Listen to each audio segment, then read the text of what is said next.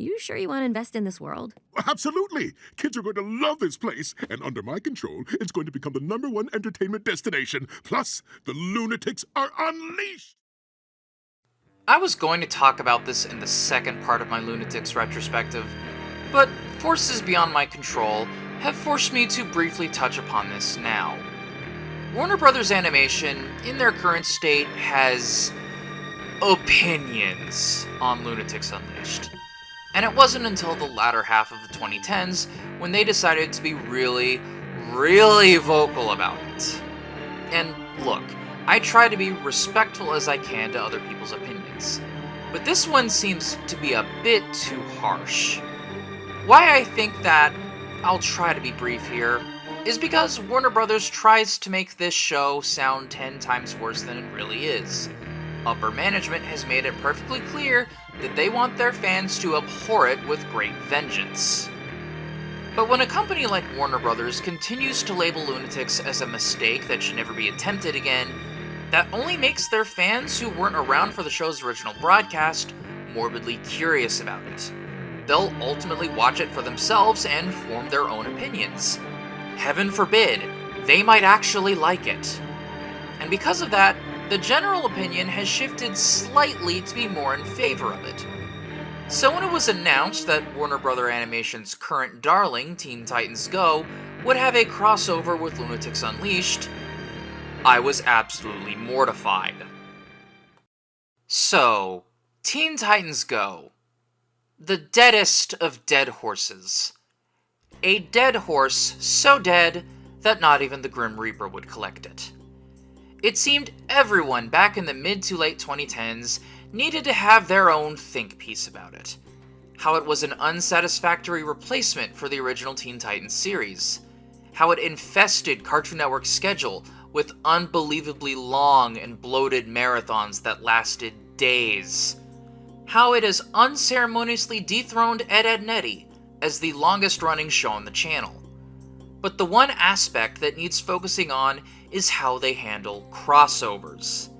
Teen Titans Go has been known to either shower the show they're crossing over with praise, or they will intentionally piss off fans of said show they're crossing over with, because it is incredibly easy to flame bait.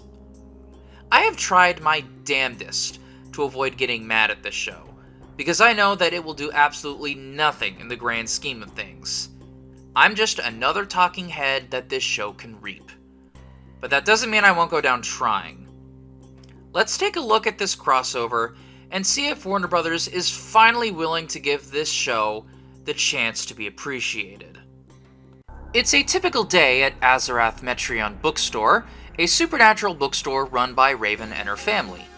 Trigon, Raven's dad, is eager to bring her along for his other job, intergalactic conquering. Raven continues to refuse to walk the same path her father takes, but Trigon insists that she at least see how easy it is, as conquering a planet these days is as easy as buying one online. Trigon already has a massive collection of planets, including Third Earth, home to the Thundercats, a cartoon that Teen Titans Go has already crossed paths with, for better or for worse. The attention is soon brought to another planet, a certain city planet. Yes, Trigon wants to invest in buying Acmetropolis, but the rest of the family, Raven included, think it's a bad idea. If you haven't caught the parable yet, it should become pretty obvious soon enough. Unleashed was written by Steve Borst, who has been a writer for Teen Titans Go since the show's first season, writing at least 60 episodes as of this video. Borst's other major claim to fame is being the co-creator of the similarly off-maligned Nicktoon Breadwinners. The episode was directed by James Krensky, who has been with the show since its second season, also with 60-plus episodes under his belt as of this video. The only other major work for Krensky was as an animation director for Dan Versus. And it should be obvious by now that neither Borst nor Krensky had anything to do with Lunatics' production. But yes, Trigon is the stand-in for Warner Bros. During the initial promotional period for Lunatics Unleashed, and Raven and her family are the Looney Tunes fans who flipped out over it. This sort of pushback from Raven only fuels her father to openly invest in it further. wanting to push the boundaries on what was already established. So, you know, like the Trembleys. Trigon plans on sending another meteor in Acmetropolis' direction in the hopes that it mutates the Lunatics even further, giving them even more superpowers. It kills them instead.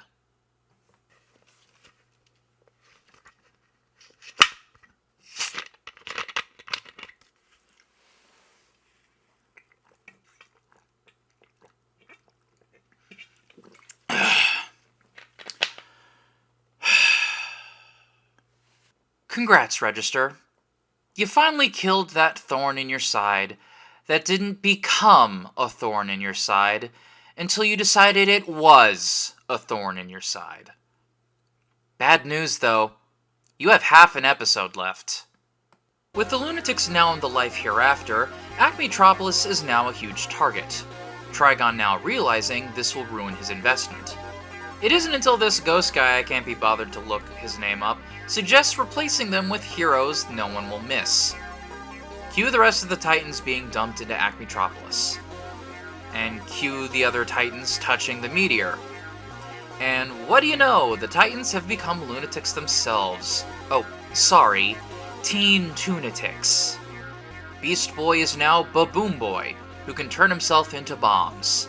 Cyborg is now Hackborg, with the power of hacking any physical item into whatever he wants. Starfire is now Solar Flare, now with the ability to belch fire.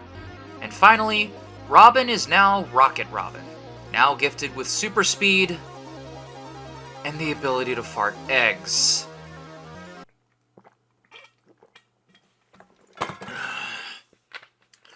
Why am I doing this to myself? Why did I willingly watch this? Unfortunately, the Titans' new powers are more destructive than helpful, as they're now unintentionally destroying the rest of Acmetropolis. Realizing just how badly he messed up, Trigon teleports himself to Acmetropolis to prevent the Titans from ruining the planet even further. On an unrelated note, hi Loincloth Hour, I know you'd like this frame. This is probably the only good thing to come of this episode so far.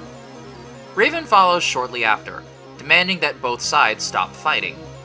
The meteor gets hurled in Raven's direction, but after a pep talk from Robin, she allows herself to make contact, turning her into Pigeon.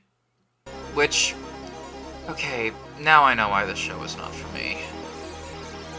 Raven obliterates the meteor and gets it through to Trigon that they should just leave Acmetropolis alone. With Acmetropolis abandoned, Raven has her own ideas for how to improve other planets, feeding her dad to a lion. End of episode.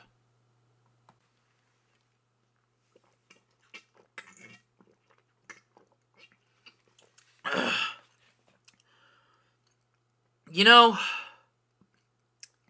I was planning on making this big, passionate speech at the end of the Season 2 retrospective.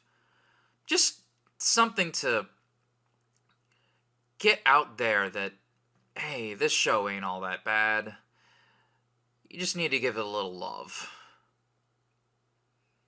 After seeing this episode, I've had something of an epiphany.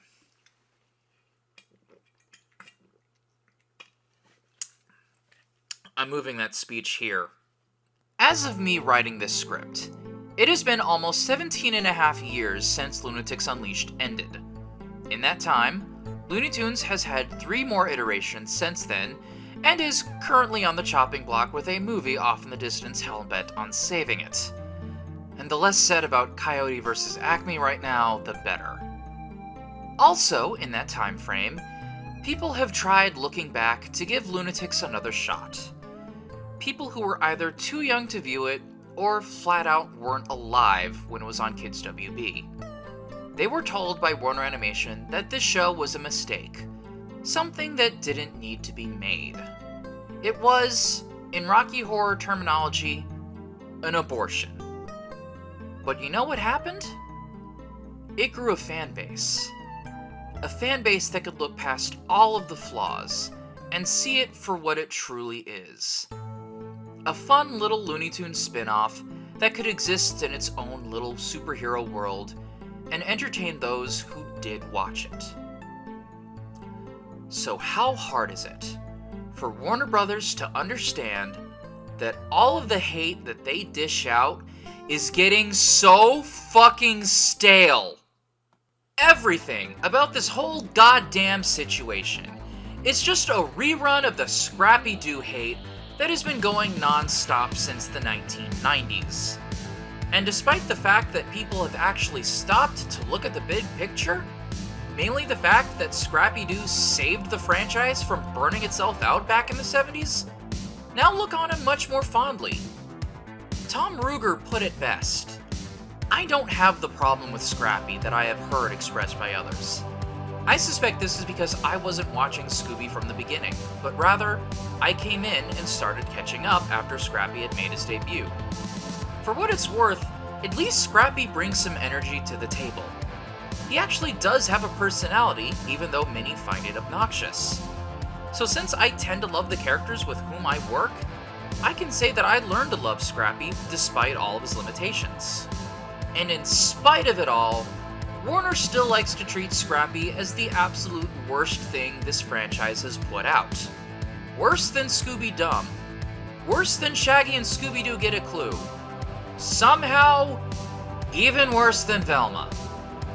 And that's what we have here. Even though there's a steady fan base for Loonatics Unleashed, Warner continues to look the other way and pretend we don't exist. And it's all thanks to one man, Sam Register. Sam fucking Register. Once he became president of Warner Animation in 2009, it almost became a borderline personal goal of his to make sure Lunatics was persona non grata. He hung a picture of the Lunatics on the wall of Warner Brothers HQ with a giant sign that said, "What Not to Do" on it. And now, we have what is arguably his biggest success, Teen Titans Go, finally giving him more of what he wants to hear at the detriment to the fans. Loonatics Unleashed sucks. Do the Titans actually team up with the Lunatics? No. Do they come back to life after all is said and done? No. Do they even get a single word in?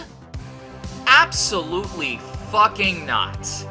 They get unceremoniously murdered for the simple act of existing, their city planet destroyed by the biggest Warner Brothers animation success since sliced bread, and because his ego isn't already in a good enough position, Raven becomes his personal mouthpiece, telling Trigon, a mouthpiece for his predecessor, Chandler Schwartz, that Loonatics Unleashed is a lost cause, should never be salvaged, and is a demonstration of what not to do with the classic property. You know, the exact same thing he said back in 2009? I'm just so fucking tired of this hate, man.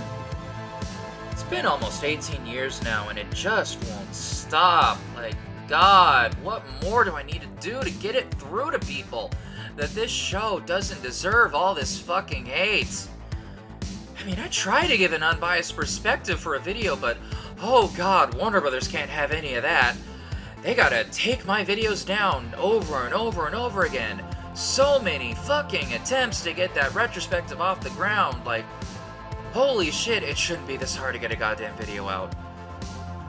Oh God, there were better ways to do this episode. I could write laps around this guy. Why tap the creator of fucking Breadwinners and not someone who actually wrote for the goddamn thing? By God, if I could instantly get in contact with Ron Myrick, you fuckers had no excuse calling a former crew member to get a proper handle on things. God, I'm getting lightheaded. You know what? Fuck this. I'm going back to Danger Rangers.